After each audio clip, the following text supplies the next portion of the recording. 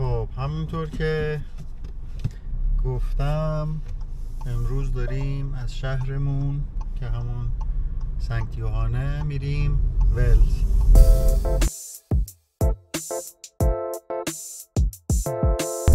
الان امروز فکر کنم 16 یا 17 فروردینه، ولی ما امروز داریم 13 بدر. چشم بارونیه دست خودم نیست که تو در میری ازم شونه ما میگیره غم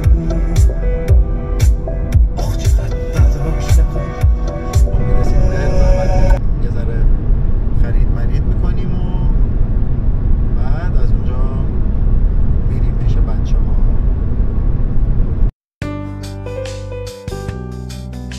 یه تیکه تو نقشه اگه نگاه کنین آلمان اینجوری اومده پایین، یه تیکه فرو رفتگی توی اتریش ایجاد کرده. ما که زبون اینا رو حالمون نمیشه آدرس بپرسیم، اینا هم که زبون ما رو حالشون نمیشه، در وضعیت 60 به سر میبریم.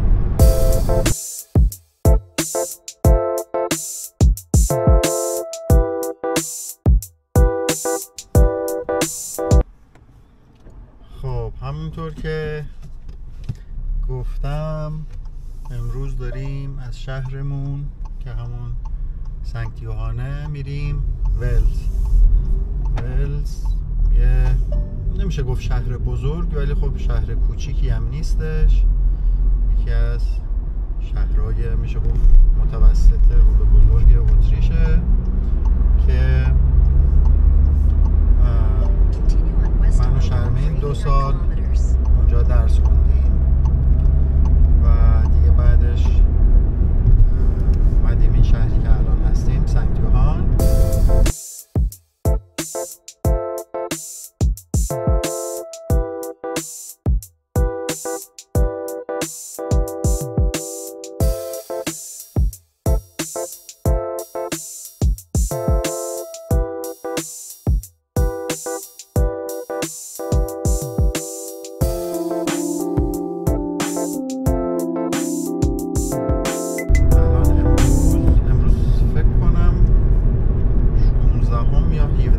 فروردینه، ولی ما امروز داریم 13 بدر اجرا میکنیم برای اینکه 13 چیز بودش، روز کاری بودش و خب ما نمیتونستیم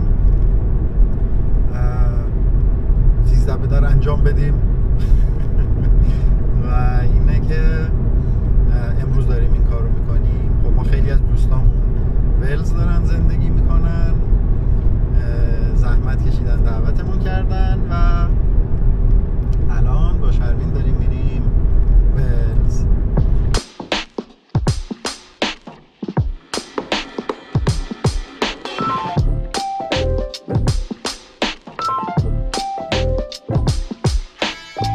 استان تیرول توی رشته کوه آلپه، همونطور که تو ویدیوهای قبلی دیدین بیشتر کوهستانی بود و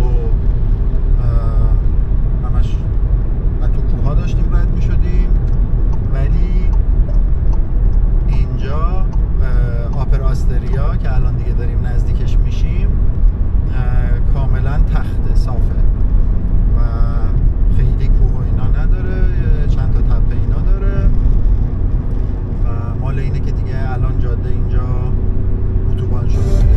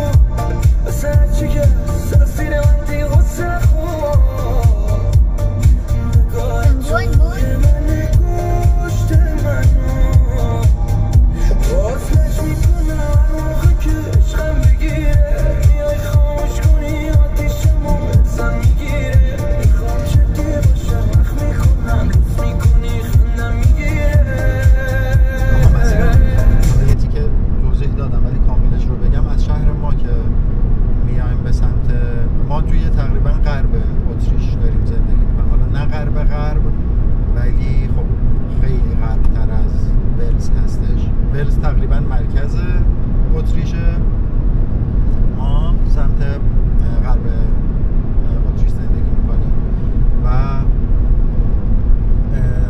که گفتم همین استان تیرول بهش میگن.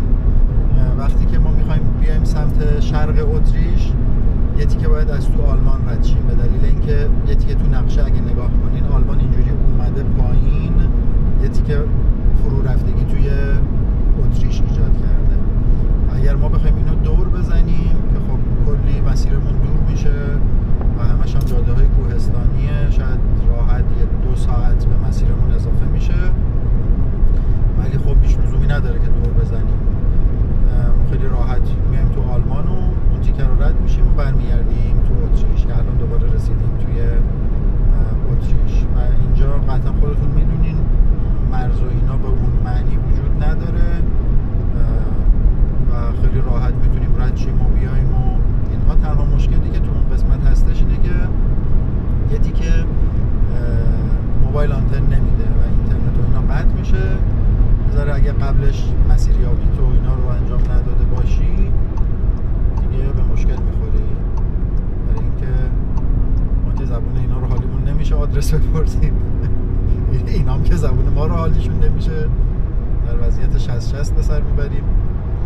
و ولی خب کاری که ما میکنیم اینه که قبل از اینکه به اونجا برسیم خب مسیریابی رو کردیم و نقشه مسیر رو گرفتیم و دیگه اون تیکه که اینترنت قطع میشه مشکلی نیست دیگه، ما از رو همون نقشه‌ای که از قبل داریم